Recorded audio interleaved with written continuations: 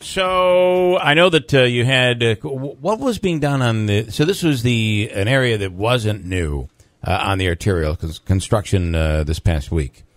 We're working down on the south end of the project, installing the last 4 drainage DIs at that end of the project.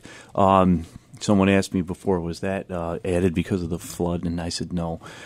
We were looking at extending the center concrete median all the way possibly down to Noy Street. And if we had done that, things may have changed. So we are finishing up the drainage there, and we are going to reconstruct that island from where that center concrete median barrier ends all the way down to Noy Street. Okay, so there will be those barriers, those Jersey barriers will go all the way down there. Well, we were thinking of bringing it all the way down, but we're not. So I see.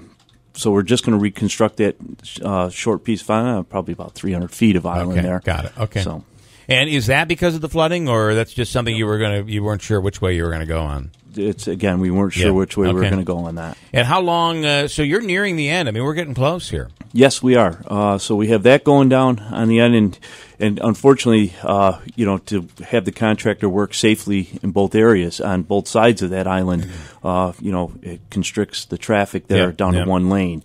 Though we have what we call diamond grinding. It's going to start today.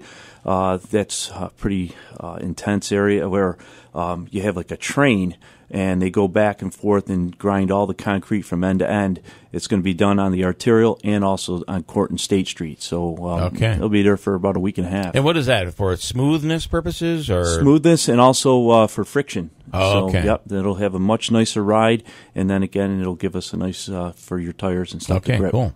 Did you want to add something? I was going to ask what that is, just like you did, and then I noticed these really cool plaques, if you will, that are historic. But they're still covered up. And what is the reason for that?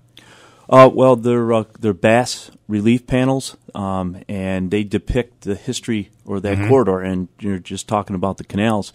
And this arterial used to be a canal a long time ago, and then it was a railroad, and then in '64 it became the arterial. So these panels that are alongside the corridor there tell about the history of that corridor, and there will be kiosks along the multi-use trail that will talk about that when you go down through there. All right, that's really cool. Yeah, and the panels we're just covering up. We're trying to we're going to put some what they call either a stain or an enhancer on them, so we want to protect them until we get that done. Until that's done. So, because I was driving by a couple of weeks ago or last week, it seemed like it was a press conference going on, and the unveiling of them it was a political moment.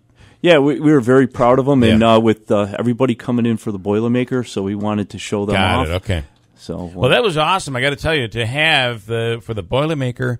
To have those streets all open, that was those exits open. Of course, we'd close them down for traffic purposes, but still, for that weekend, it was great to have everything open. Absolutely. All right. So next stop, though, the next big project you're going to be working on is over near the OD. Yeah. Things are moving, forward, and we'll have a letting in December with construction starting in the spring. All right.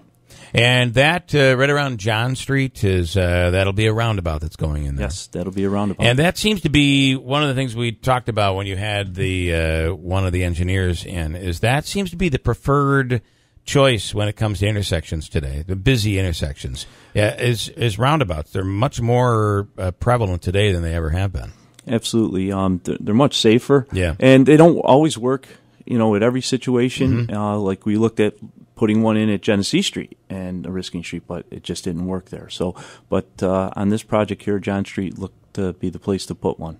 Does that change too coming up? Because now, of course, let's say you're coming from the valley and you want to go up Genesee Street. You have to go past Genesee and then do the loop around. Is that? I had heard that might be changing. Yeah, with the new intersection that will be at Genesee Street, you're going to be able to take a left from any direction. So that's definitely big. The mobility is going to be awesome there. Yep. I just think it's confusing for people. They and you see people try to take a left there, and of course the thing that I love most is that you have a lot of police officers out on the street who aren't police officers, who become very offended if you do something you're not supposed to do. I don't know what it is about people. But God forbid if you roll through a stop sign, there's usually some guy there to yell at you who's not a police officer. Good. I'm glad they're there because they've really kept me in check. Yeah, we have a lot of accidents at that intersection. It's a tough intersection. There's no doubt about it. This is going to help out a lot. All right, Jim, good stuff. We appreciate it. That arterial is moving. So expect delays over the next week or so, you think? Next few weeks, yeah. Okay. Yeah, there's a lot of stuff going on, and we're trying to meet that completion date of July 31st. Okay. All right. Good deal. Thanks so much.